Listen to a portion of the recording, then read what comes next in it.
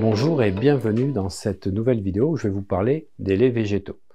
Suite à ma formation sur les minéraux et les neurotransmetteurs qui est sortie et celle que j'ai faite sur la thyroïde, le foie, l'intestin et les mitochondries, vous avez été nombreux à me parler des laits végétaux parce que c'est vrai que c'est un sujet que j'aborde pas beaucoup.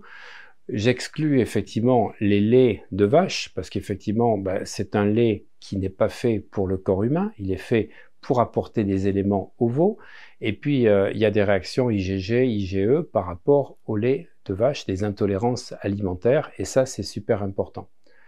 Alors, vous me dites, comment faire pour remplacer le lait et remplacer, par exemple, par des laits végétaux? Alors, ce qu'il faut savoir, c'est que le lait de vache, c'est un lait qui apporte beaucoup de protéines. Associé à des céréales, donc à des céréales complètes, le matin au petit déjeuner, c'est protéines avec des glucides, donc hydrates de carbone.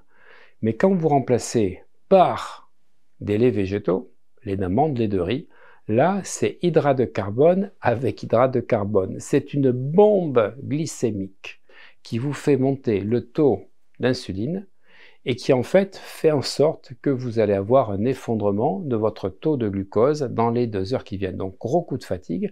Et puis ce qui n'a pas été utilisé en hydrate de carbone va se mettre autour de votre estomac avec ce petit bourrelet qui va effectivement devenir de plus en plus permanent.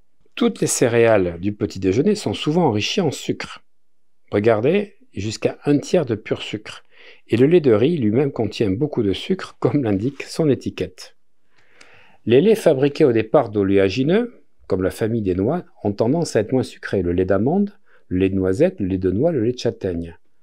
Mais dans ce cas, attention à l'addition d'édulcorants divers comme le jus de pomme, le sirop de maïs et l'abominable élixir d'agave, qui est en fait du pur fructose cristallisé, car 90% de ces produits sont contrefaits. Une fois encore, soyez attentifs aux étiquettes. Les laits de légumineuses s'avèrent intermédiaires car elles contiennent des protéines et des hydrates de carbone tout à la fois, comme le lait de soja ou le lait de pois.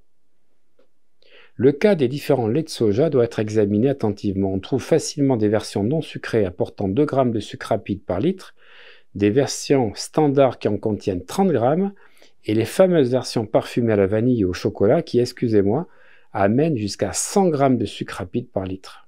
En outre, le soja non fermenté ne constitue pas un aliment longuement expérimenté par l'espèce humaine, contrairement aux produits fermentés bénéfiques tels le miso, le natto qui est très riche en vitamine K et la sauce de soja.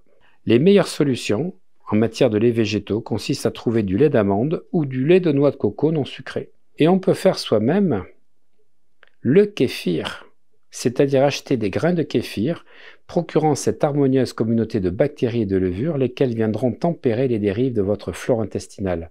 Ajoutez un lait végétal ou de l'eau de coco, plus du sucre de canne roux, qui disparaît dans le processus de fermentation, et attendez 24 à 36 heures et vous aurez la meilleure des boissons.